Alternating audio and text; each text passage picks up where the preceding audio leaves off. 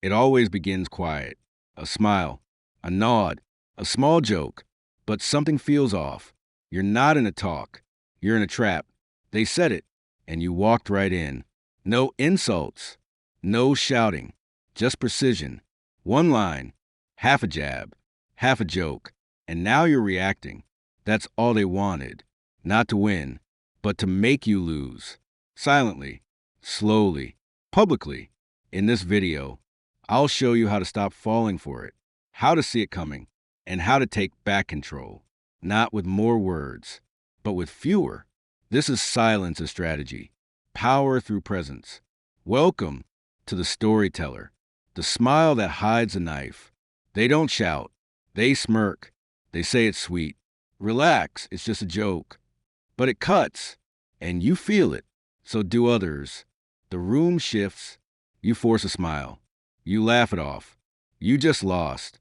Not because you were weak, but because you reacted. That's the real game. They want your reaction. They feed on it. You speak, they win. You defend, they grin. What do? You pause. You stare. Let the silence hang.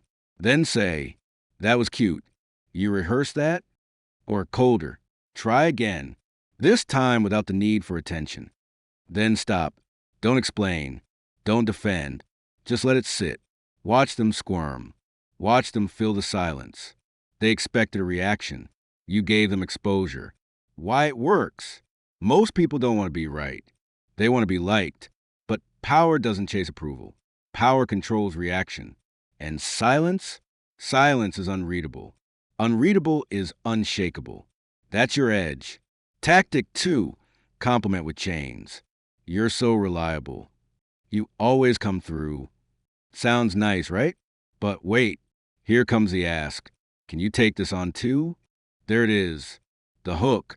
A compliment dressed as control. They study your pride. Then they weaponize it. You say yes. Not because you want to, but because you feel guilty. And now they know you're predictable. The trap. They don't push. They pull.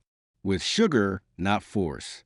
And the more capable you are, the more they load onto you. You're the only one I trust. Translation? You're the easiest to manipulate. The Machiavellian move. Pause.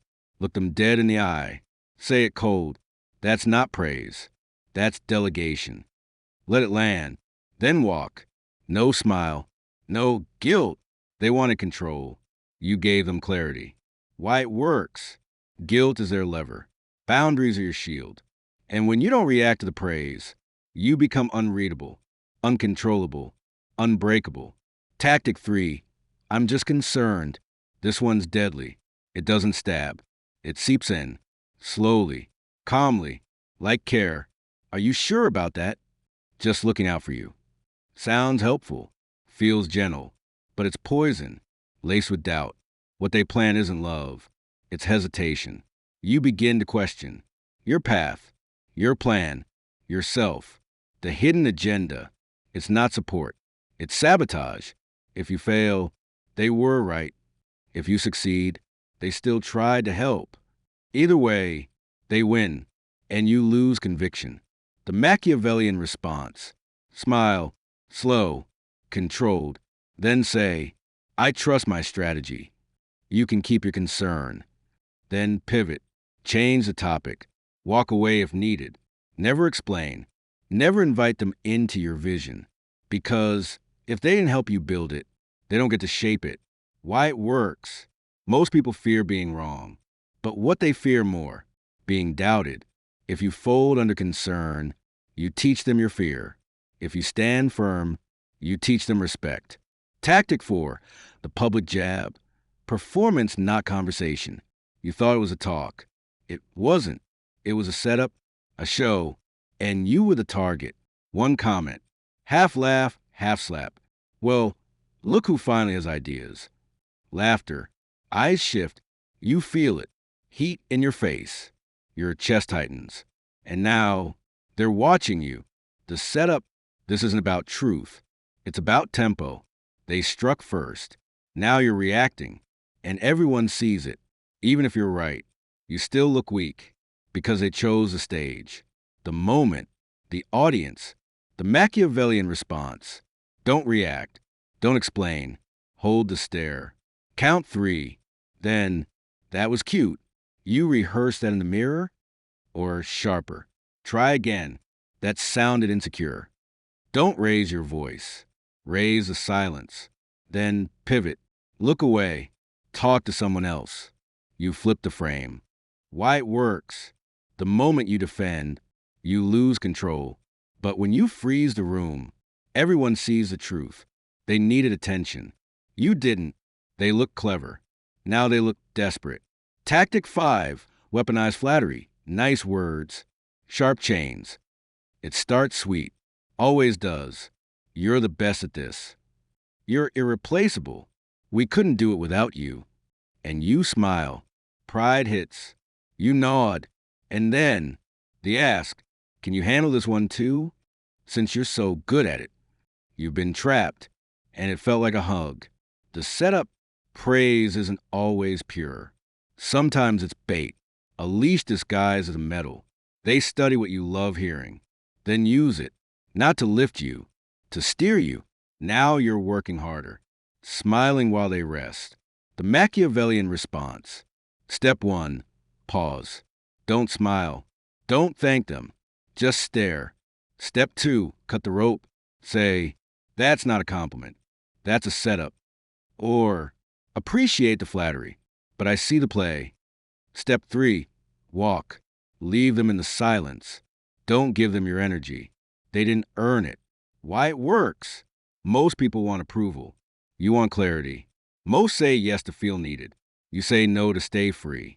They expect guilt. You give distance. And now they know you're not here to please. You're here to control. Tactic 6. I'm just worried about you. Control disguised as care. It starts soft. Gentle voice. Tilted head. I'm only saying this because I care. Are you sure this is the right move? They sound kind, supportive, but listen closer. That's not support. That's surveillance. It's not concern. It's control. The setup, they don't offer help. They offer doubt. They plant hesitation. Water it with fake care. And wait until you second-guess yourself. Until you ask them what to do. Now, they own your decision. And you think it was yours. The Machiavellian response. Step 1, smile. Calm. Unbothered. Step 2, say this. Your concern sounds like fear. I don't share it. Or colder. That's your doubt, not mine. Step 3, pivot. Change the topic. Don't explain. Don't defend. Never explain your moves to someone who didn't help you make them. Why it works. Doubt is control, and concern is its mask. When you refuse the mask, they lose the power. They expected emotion. You gave precision. That's what scares them. Certainty. Tactic 7, group humiliation. The crowd laugh trap. It hits fast. You speak. Then a voice cuts in. Well, that's bold. Chuckles follow. The room shifts. You feel it. You've been framed. Not as wrong. As ridiculous. The setup? This isn't logic. It's theater. You're not being challenged. You're being mocked. Not with anger, but with applause. They didn't insult you. The crowd did. And now you're stuck. Defend yourself? You look desperate. Laugh with them? You validate the hit. Stay silent? You seem weak. That's the trap. The Machiavellian response. Step 1, don't flinch. Don't smile. Let 3 seconds burn. Step 2, speak soft. Razor tone. That was cute. You always need a crowd? Or make sure you're funny and right. Today, you're just loud. Step 3, shift your body. Look away. Move on. Not angry. Just above it. Why it works. Mockery needs an audience. When you kill the tempo, you kill the performance. You don't fight them. You let them die on stage. And the crowd? They feel it. The silence hits harder than any punch. Tactic 8. The frame game. Control the scene or be controlled. Every room has a frame. An invisible story. A set of rules. Spoken or not, it's there. And the first one to speak often sets it. If you walk in and don't control the frame, you'll play by someone else's. The setup, you speak with facts. They respond with tone. You explain. They smirk. Now you look nervous. Not because of what you said, but because they reframed it. The game isn't about truth. It's about context. When the context, you win everything. The Machiavellian response. Step 1, enter first. Step 2, set the tone. Say, let's keep this efficient. No drama, just clarity. Or, I'm here to solve, not to spin. Now they're boxed in. If they raise their voice, they look dramatic. If they joke, they seem childish. You framed it. Now they're trapped inside. Why it works. People don't respond to truth. They respond to tone, to rhythm, to the vibe. If you control that, you control them. It's not just what you say. It's the world you say it in. Frame first, or be framed forever. Tactic 9, reverse the interrogation. Don't answer. Ask. The trap starts with a question. Simple, subtle. Why did you do it that way? Are you sure that's the best choice? Sounds harmless, but look again. It's not curiosity. It's control disguised as interest. They want you on the back foot. The setup, you start explaining, justifying, clarifying. Now you're performing, and they're judging. That's the real goal, to put you on trial, not to understand you, but to reposition you as unsure, as doubtful, as weak. The Machiavellian response. Step 1, pause. Don't rush to answer. Step 2, flip it. Ask, why does that matter to you? Or, what would you have done differently? Or colder, interesting question. What's your goal in asking it? Step 3, watch them scramble. Now they're on trial. Why it works. The one asking questions has power. The one explaining gives it up. Always flip it. Never answer on demand. Make them show their hand first. That's how you keep control. That's how you stay untouchable. Tactic 10, the over-apologizer. Guilt as a weapon. It starts with softness. A sigh, a small voice. I didn't mean to upset you. I'm just trying to help. Sounds innocent, but it's not. It's strategic guilt, and it's deadly. The setup, you bring up an issue. You hold a boundary. They shift. They apologize. But not really. Their words say sorry. But the tone says, you're too harsh. Now you feel bad. You step back. You comfort them. And they win, not through logic, but through guilt. The Machiavellian response. Step 1, don't absorb it. Their apology isn't for healing. It's for control. Step 2, acknowledge it cold. Say, noted, or thank you, still stands. Step 3, hold a boundary. Don't soften. Don't comfort. Stay firm. Let their guilt hang in the air. Why it works. Manipulators use guilt because it works. Most people hate conflict, so they retreat. But when you don't retreat, they lose the tool. And once guilt fails, they have nothing left. That's where your power begins. Tactic 11, the compliment cage. Praise that owns you. You're amazing at this. No one else works as hard as you. You always come through. Sound nice, but listen closely. There's a leash in that sentence. It's not just praise. It's pressure. Pressure to stay useful. Pressure to keep serving. Pressure to stay predictable. The setup, you feel good, appreciated, seen. Then it comes. That's why I know you'll take care of this again. You've been framed, not as a person, but as a resource. You've been complimented into a cage.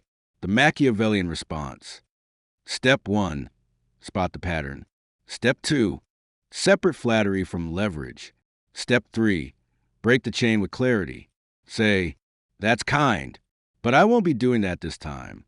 Or, I'm not available. Compliments don't create obligations. Calm, cold, controlled. Why it works. Praise isn't always love. Sometimes it's strategy. People use your strengths against you because strengths create patterns, and patterns can be exploited. So don't get flattered into servitude. Accept the compliment. Reject the trap. Tactic 12. The distraction play. Confuse, deflect, control. They don't argue the point. They shift the ground. You say, "That's not fair." They say, "Why are you always so sensitive?" You say, "That's not what I said." They say, "Why are you being so aggressive?" You're chasing clarity. They're dodging it. That's the move. Keep you off balance. The setup, you bring logic. They bring fog. They pretend not to understand. They twist your words. They move the goalpost. Now you're explaining. Now you're defending. And they're in control. The Machiavellian response. Don't chase them. Don't explain again. Don't try to clear it up. That's the trap. Instead, pause. Say, "That's not the topic." Or, "We're not doing deflections." Or colder, "You heard me." Stay on point. Then go quiet. Let them sit in the silence they created. Why it works. Confusion is a tactic. If you get lost in it, you lose. But if you hold the frame, if you bring it back to center, they lose footing. And when a manipulator stumbles, the whole game breaks. That's when the room sees the truth. Tactic 13, the public setup, mock you once. Own the room, the setting, a meeting, a dinner, a group. You speak. You share an idea. Then they strike. One line, casual, funny, but sharp. Everyone laughs. And now, all eyes on you. The setup is not random. It's performance. You became the joke, not because you were wrong, but because they needed attention. And humiliation is cheap currency, especially in public, especially if you react. The Machiavellian response. Step 1, don't laugh. Step 2, don't defend. Step 3, reframe the moment. Say slow, cold, direct. "That was cute." Rehearsed in the mirror? Or, "You always perform better with an audience." Or go, deadly. "You mock others when you're not doing well." You okay? Deliver it. Then look away. You didn't defend. You judged. And the crowd felt it. Why it works. Public shade only works if you flinch. But when you flip it, when you diagnose it, you shift the stage. Now they're not funny. They're exposed. Mockery becomes insecurity. The room sees it. Power shifts. Tactic 14, the passive dagger. Soft voice, sharp control. Some attacks don't shout. They whisper. You hear it in their tone. Calm, polite, but something cuts. "I just worry you're not ready." I mean, I wouldn't do it that way, but good luck. That's bold of you. Brave, even. Sounds nice, but it stings. That's the passive dagger. A quiet way to cut deep. The setup, they don't insult you. They doubt you, not with facts, but with smiles, with concern, with sweet sabotage. The Machiavellian response. Never argue tone. It's invisible. Instead, expose a move. Calm, cold, clear. That wasn't concern. That was a dig. Or, say what you mean. This isn't kindness. It's control. Then look away. Don't engage further. Because when you name the tactic, you end the performance. Why it works. Passive attacks rely on ambiguity. If you react emotionally, you look unstable. But if you label it, if you call it what it is, it loses power. Because the game only works if it stays hidden. You drag it into the light. Now they flinch. Tactic 15, the calm kill. Destroy without raising your voice. Real power isn't loud. It's quiet, focused, controlled. A true killer doesn't need volume. They need timing, precision, and silence that follows them like smoke. The setup, someone mocks you, tries to bait you, gets louder, gets messy. You stay still. They flail. You breathe. Then, with zero emotion, you drop the blade. The Machiavellian response. Don't raise your voice. Lower theirs. Try this. Are you done? Or, try again. This time with self-respect. Or the kill shot. You sound loud, not smart. Then stop. Let the silence echo. The room shifts. You've said less, but meant more, because calm cuts deeper than chaos ever could. Why it works. Anger shows weakness. Calm shows confidence. The person who stays still makes the loud one look like a child. And in a room full of people, that silence becomes status. That calm becomes command. Tactic 16, the predictability trap. Make them think they know you. Most people want to be understood. You don't. You want to be unreadable because predictability is control, just not yours. The setup, they watch you, study your patterns, how you answer, when you speak, what makes you flinch. They think they know you. That's your advantage. The Machiavellian response, flip the game.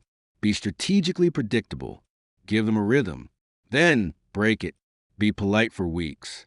Then one day go cold. Be agreeable. Then deny them flat. They won't know what changed. That's the power. Say, you assumed I was consistent. That was your first mistake. Or, I'm not here to be understood. I'm here to be in control. Then walk. No explanation. Just a shift. Why it works. Predictable people are puppets. They get used, controlled, expected. But when you're unreadable, you're dangerous. And dangerous people can't be played. They set the rules. Or they walk away. Tactic 17, the echo kill. Let others amplify your strike. Sometimes the loudest impact comes from someone else reacting. You say one line, calm, controlled, then let the room do the damage. The setup, you don't need to win the crowd. You need the crowd to witness. When someone mocks you, tries to make you flinch, you say almost nothing. But what you say hits like a crack in glass. The Machiavellian response, let's say they say, that's a bold opinion. From you, smirks, you sip, pause, look around, then, funny, from someone who adds little and speaks often. Or, you practice that line? Or is it your natural ceiling? Then stop. Let the silence hang. Let them try to recover. Let the room react. Now your silence is louder than their sarcasm. The strike echoes, and the shame spreads without effort. Why it works. The audience is a weapon, but only if you let them pull the trigger. You set the scene. You land the blade, then let their reaction amplify it. You don't fight for dominance. You let dominance happen to them. Tactic 18, the empty chair. How absence dominates a room. Power doesn't always walk in. Sometimes it's the one that's not there. That controls everything. The setup, there's a meeting, a confrontation, a moment. Everyone expects you to show up. You don't. Why? Because absence isn't weakness. It's presence amplified. The Machiavellian response. You let them speak, plan, talk about you. And while they prepare for your reaction, you give them nothing. Say nothing. Do nothing. Let your silence be the tension. Let them fill the gap. Later, drop a message. I heard everything. I needed to hear silence instead. Or, I don't attend performances. I rewrite the scripts. Now they don't just miss you, they fear your return. Why it works. Power isn't always seen. It's felt. And the person who controls when they appear controls how they're received. The empty chair, it becomes a symbol of mystery, of leverage, of dominance. Because while everyone else fights to be heard, you made them speak your name by not showing up. Tactic 19, the smile kill, weaponized kindness. Not all power comes in silence. Sometimes it wears a smile, calm, warm, and absolutely lethal. The setup, they come at you with sarcasm, passive jabs, fake concern. They expect defense, emotion, a crack, but instead, you smile, genuinely, like their strike didn't even land. The Machiavellian response, say this softly, you tried, I'll give you that. Or, oh, that was your best shot, wasn't it? Smile again, then carry on, unbothered, unshaken, no tension, no flinch, just calm dissection, dress like charm. Why it works. The smile disarms them. The tone confuses them. The calmness destroys them. They don't know if you're mocking them or if you're just better than them. That smile says, "You can't reach me. You're playing small. You don't matter." The loudest rejection can come with the softest voice. Tactic 20. The frame flip. Never play by their rules. Most people walk into a room and accept the game. The smart ones, they change the game the moment they speak. The setup, someone throws a jab or tries to corner you. They set the frame, the angle, the context. And if you reply inside their frame, you've already lost. The Machiavellian response. You don't respond to their point. You redefine the point. They say, "You're always late. Can we trust you with this?" Most people defend. You say, "If you're talking about trust, let's include results. Mine speak louder than my clock." Or colder, "Then let's switch roles. You handle timing. I'll handle performance." Now the frame shifts. They no longer look dominant. They look small, petty, emotional. Why it works? He who controls the frame controls the fight. Arguments don't matter.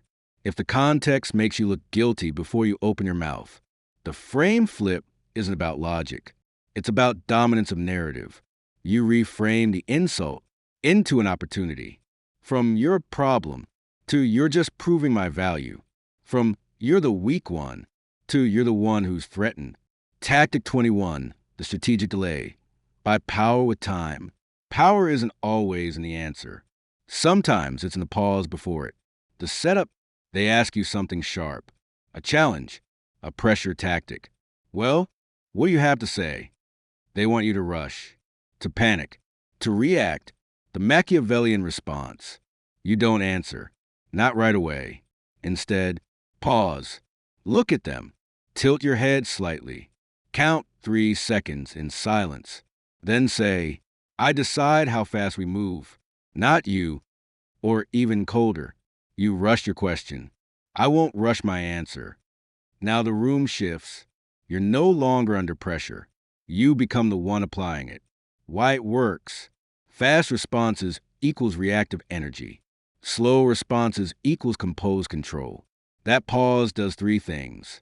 1, breaks their rhythm. 2, builds tension. You become unpredictable. 3, signals power. You are not flustered. It says, "I don't chase tempo. I set it." The greatest rulers didn't speak first. They let silence do the work. Because silence shows they don't owe you anything. Power doesn't come from shouting. It comes from control of your words, of your silence, of the frame you walk into. You've learned how to read people. You've learned how to respond without reacting. Now it's time to practice. Not later. Now, think back. Who's the last person that tried to test you? Mock you? Control you? Drop it in the comments. The line you wish you had said. Because next time, you won't react. You'll restructure the room. This is a storyteller. If this hit you deep, if you felt seen, if you're ready to command attention without ever raising your voice, like, subscribe, turn on that bell. New power plays every week. Stories that sharpen your mind and your presence. Until next time, silence is strategy. Precision is power. And presence? Presence is everything.